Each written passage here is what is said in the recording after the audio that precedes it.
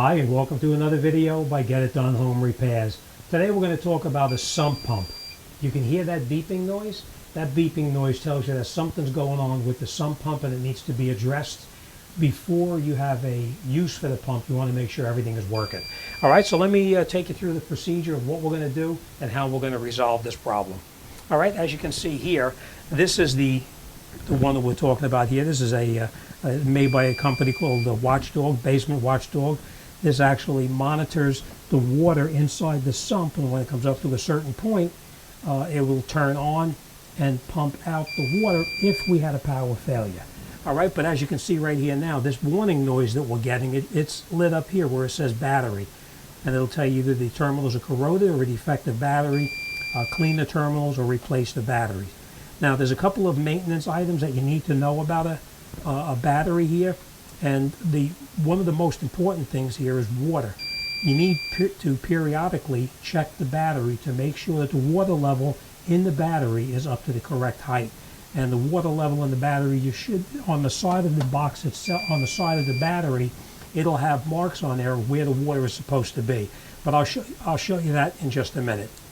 Now, just so you know, these batteries, usually every 3 to 5 years you want to replace them, because the worst thing that can happen is you need the pump during a power outage and the battery doesn't have power to run the pump during the outage. All right, so I'm going to take you through the procedure now. We're going to check the battery and we're going to see what's going on with it. On this particular one, there's a little latch right here. You just push this latch in and you lift it up and it opens up like this. And then in the back is a small little hook and you just unhook it from the back like that. We're going to pull this forward a little bit and we're going to put this down in the back right over here. Now it says the terminals are either loose or corroded, and that could be the problem, but we don't know how old this battery is.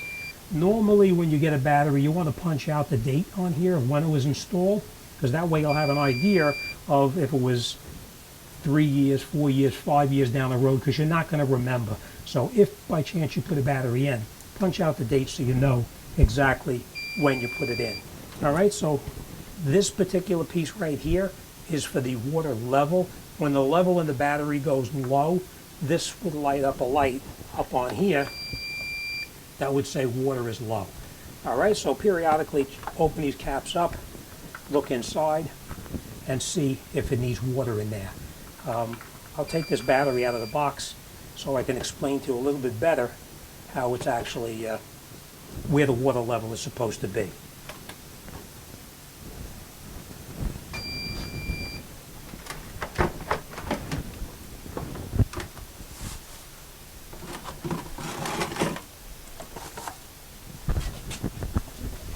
Okay, now this is what I was telling you about, the line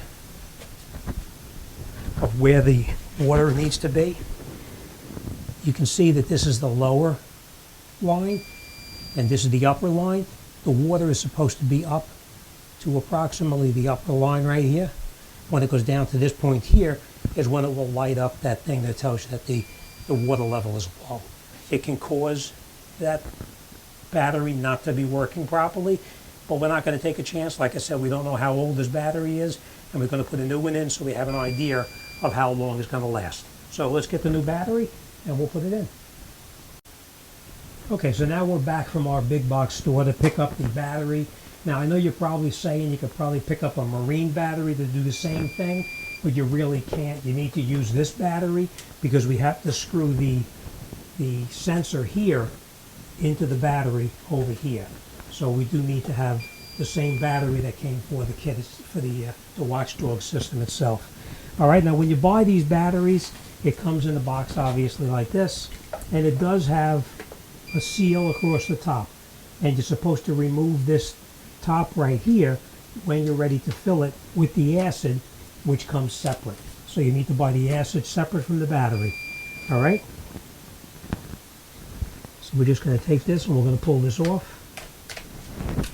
And then of course this piece, this aluminum cover, is then trash. We don't need this anymore. Leave the battery in the box when you're filling it up, just in case you have a couple of drops of the acid that spills. It'll be contained into the box itself. So we open it up now, and this is what it looks like. It's got a little hose on here like this. What you need to do is take a utility knife or a razor blade or a scissor and cut this off. Pinch it with your fingers to keep the fluid from flowing, and then you slowly fill up each one of these cells right here. All right, so that's what we're going to do.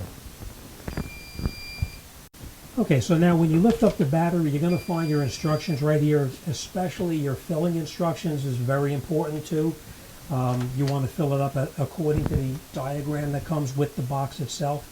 It says to fill it up to the first level first, and then we're going to fill it up to the second level. After we fill it to the first level, we'll top it all off. All right, so we're going to follow these instructions. And I just want to point this out to you too. You do need to check your battery every 6 months just to make sure that the level has not gone down.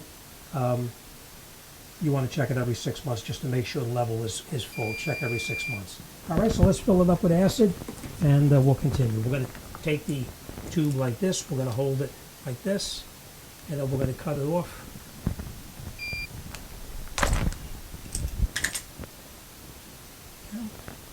And we're going to hold this. We're going to pinch it with our hands. We're going to take our battery, fluid up here like this, pinch it with your hands, and then you slowly let the acid go into the battery.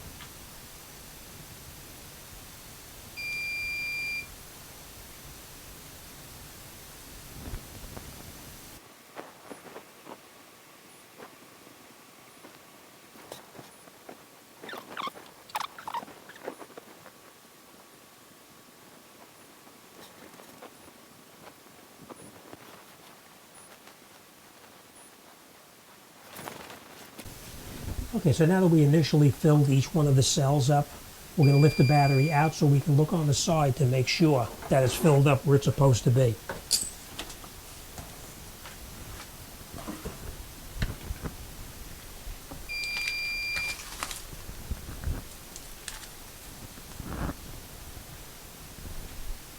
I'm going to turn the battery so you can see.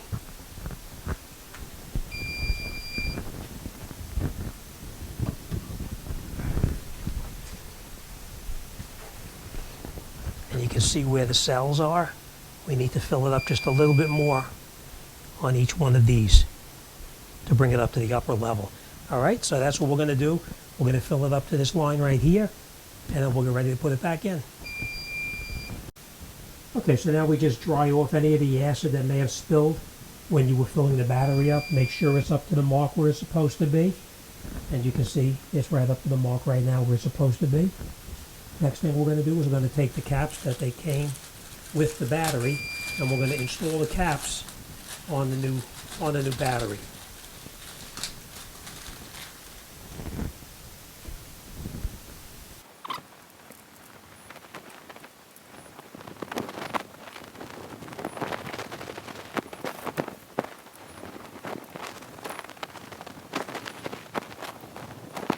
And now we have all the caps in. We're just going to take this one back out now because you can see right here it says to insert the sensor into this one right here. So we're just going to take this cap off for a second. And down here, you just need to push that little piece, that little window open just like this, because now we have to get that sensor through there. So we're going to screw this back in now.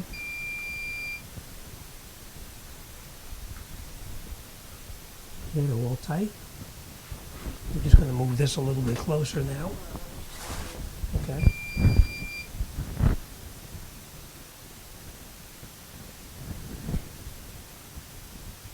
I'm just going to take this sensor here out just like that for now.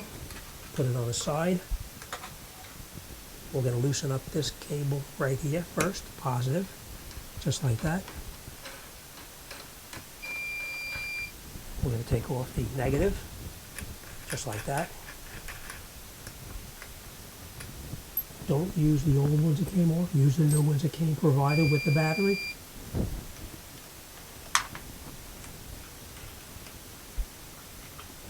Okay, we'll make sure negative has to go in that way. Okay, now we're going to take this battery out and we're going to swap it for the other battery.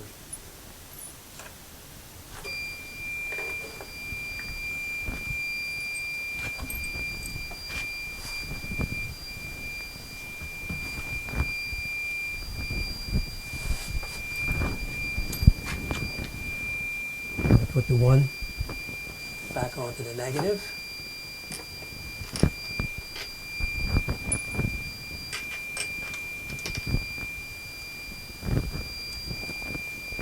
Put the other one here for now. And we're going to screw this down.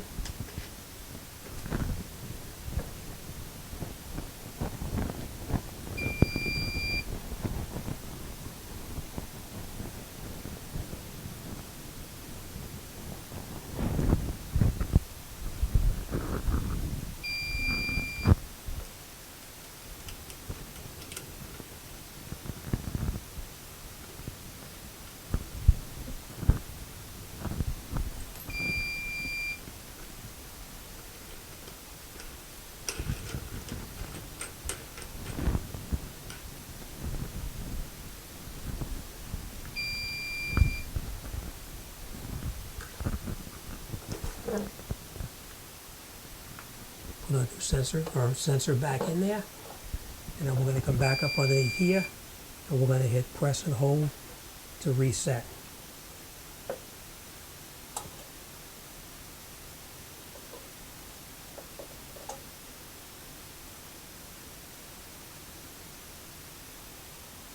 Okay, so let's put this back into the box and we'll get this job finished up. But first, remember when I told you about the dates on here? We're going to come in here and we're going to take out the date that we put this battery in, so we'll know in the future when this battery needs to be replaced. So let me pop this out and we'll put it back together. So now we're going to come in here, we're going to punch out the date here that we installed the battery, so we know we installed the battery in July, right here.